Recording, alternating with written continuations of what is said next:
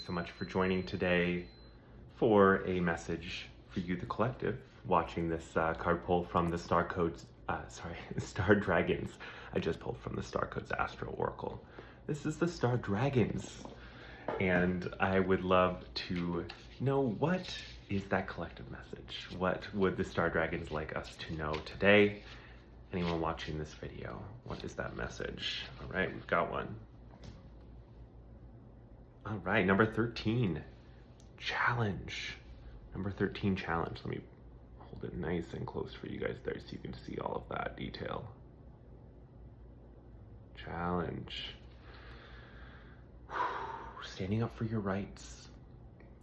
Yeah, I think that this is really leaning into the responsibility and the role that we have as co-creators of our reality, and that when we experience pushback or we experience challenge, we experience opposition or conflict, that from a higher soul level, these beings are coming into our sphere to highlight something for us, to show us something, to provide us that like counterbalance to whatever we're doing or however we're existing. And I think that this challenge piece is about rising to the challenges of our lives, rising to the difficulties and those tougher experiences, those tougher lessons, because when we stand up for ourselves, when we stand up for our rights as beings, as souls, in this reality, that projects that message to the cosmos that we've stepped into our power, and that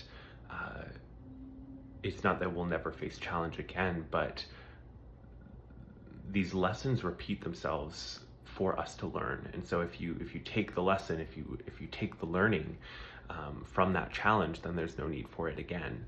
And so I think that this card is really highlighting that that ability we have to set challenges behind us if we move past them, if we learn from them, and if we understand and integrate those learnings.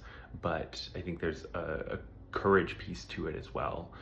This guy on the card, he reminds me of Hercules, like facing one of the beasts or one of the creatures in his challenges. So have courage, have faith, and you have all that you need to stand up to those challenges.